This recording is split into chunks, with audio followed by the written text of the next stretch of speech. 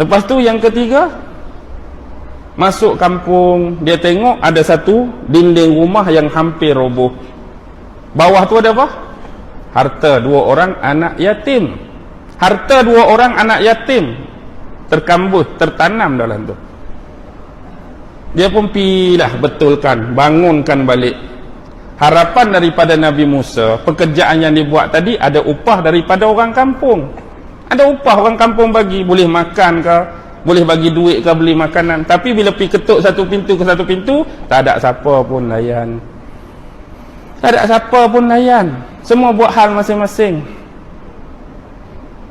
Nah, sekali tanyalah, apa rahsia-rahsia dia? Yang pertama tu dia katalah ada raja yang akan rampas kapal. Yang kedua tu, budak ni bila besar, dia dikhawatiri akan memesongkan akidah ibu dan bapa dia. Dia boleh menyebabkan ibu dan bapa dia jadi kafir.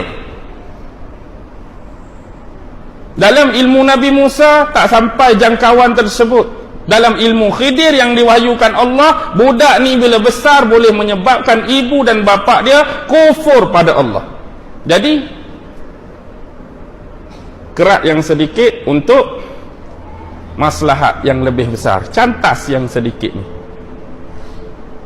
hatu pun cantas yang sedikit, hak depan tu cantas sedikit juga. Buat seorang, jaga hak lain. Maksudnya orang dalam kapal tu bebas buat kerja. Hak ni pun cantas hak ni, selamat hak lain. Lepas tu hak bagaimana cerita bawah tu? Dinding yang hampir roboh. Apa yang hampir roboh sebenarnya? Kita ni jatuh bangun apa lah ni? Jatuh bangun agama. Agama kita ni nak hampir roboh, dikerjakan, dianiaya, dizalimi, difitnah. Tapi nak bangunkan kembali, ada 2 di bawah tu. Hak Nabi tinggal apa dia? Apa dia? Harta 2 anak yatim. Nabi tinggal apa? Quran dengan sunnah. Tapi siapa yang menjadikan mereka hari ini yatim? Saya, kamu. Siapa yang hari ini tak baca Quran dah? Siapa yang hari ini tak mau berkawan dengan dia? Siapa yang hari ini tak mau bersahabat dengan dia? Siapa yang hari ini tak mau baca dia? Siapa yang hari ini tak mau berkawan dengan dia? Orang luar agama atau orang dalam agama ni yang mengasingkan dan menganaktirikan dia, seterusnya menyebabkan dia yatim dan tidak diambil tahu. Siapa? Sunnah Nabi. Siapa yang mengabaikan sunnah yang ada selama ini? Orang luar agama kita ke orang dalam agama kita? Yang meremehkan sunnah dalam agama kita, yang mengenepikan sunnah dalam agama kita, yang tak mau sunnah ditegakkan, Quran disedakkan pun dalam golongan ini juga. Mereka dah diyatimkan. Tapi bila minta pertolongan daripada orang ramai, sorry, ketuk pintu, sorry, kami tak mau ambil tahu. Bila sebut pasal 2 ni, tak ada orang nak ambil tahu.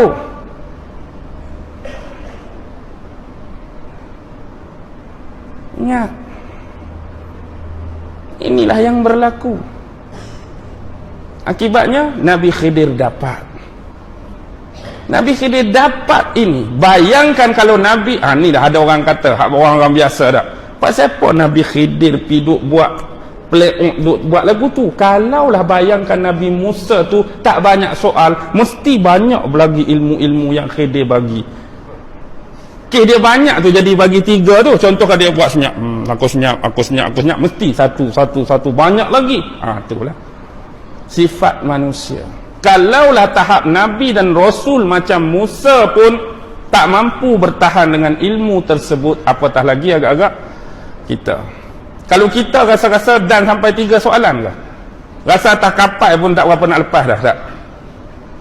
Biar betul ni hang ni. Kapal orang. Tapi lihat, pasal apa semua perbuatan tersebut tak ada hukuman? Kalau alam kita, contoh syariat kita, perosak barang orang perlu ganti atau bayar. Khidir kena atau tidak? Tak kena.